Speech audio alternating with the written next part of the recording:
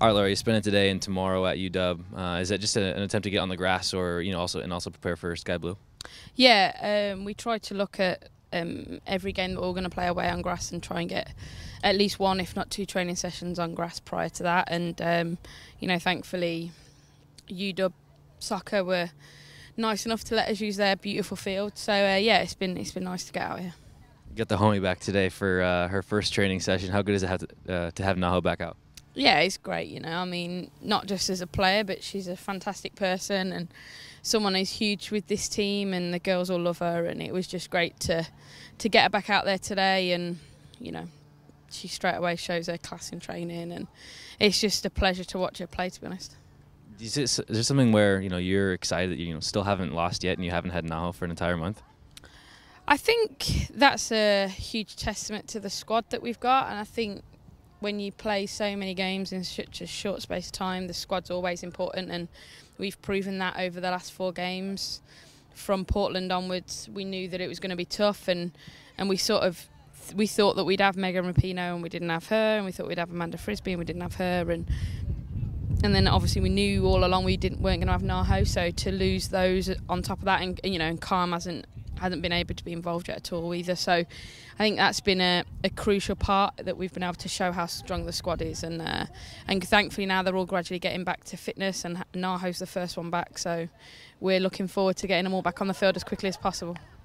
2 players that have been big for you off the bench, and then Kate getting 1 star as well, but Kate's played every game. How important has Kate Deines been to this team so far? Yeah, I say it after every game, either to her or to everybody, or in press conferences. The likes of Kate, Mariah, them 2 especially at the minute, allow us to make changes to the team which win us games. And going back to the Portland game, we put Kate on and pushed Kim forward, we won the game. We brought Mariah on against Kansas, pushed Kim forward. Keelan was able to get in the box, we won the game.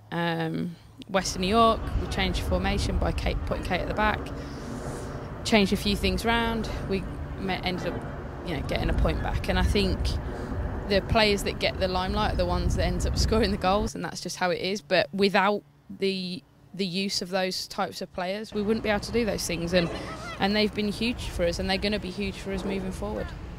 What's the key to getting them to be of the thought, like, you might not get as many minutes as you'd like, but you're going to be called upon, and when you get called upon, we're going to need you in a big way? I think letting them know that, being honest with them, and I try and be as honest as I possibly can, as much as I possibly can with them, because every single player in this squad is going to be vital to us being competitive and being in and around the top 4 when it matters. And that is that's the joy of having a good squad, and that's the joy of having good players, is they understand what their role is at the moment. They want it to be a different role. They want to be starting every game, but when called upon, they do their job professionally, and that's what, as a coach, that's all you can ask of them. Going back to Sky Blue, place you've already been once, are you hoping for maybe a little bit better weather this time?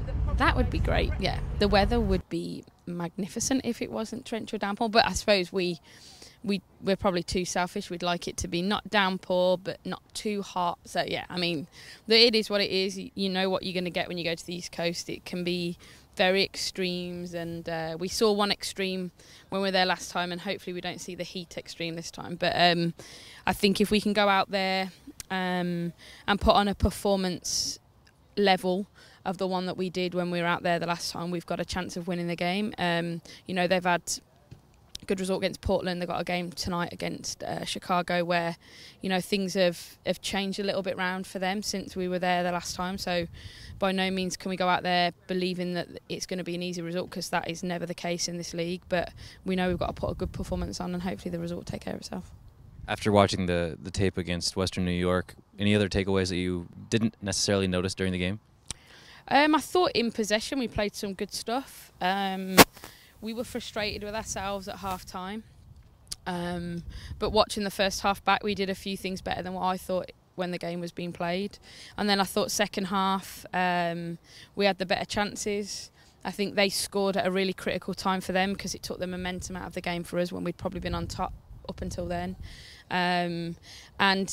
Goals change games, and thankfully we could react. It took us to the 90-whatever-second minute to react, but we got there in the end. And, we were disappointed with the goals we conceded, because, you know, Abby was a little bit offside on the first one, and the corner was dubious, and we were disappointed with how we defended on the set piece. So they're things that we're going to try and put right. But still, you know, we come away with a point, having been, you know, down for so long, which has not happened this season.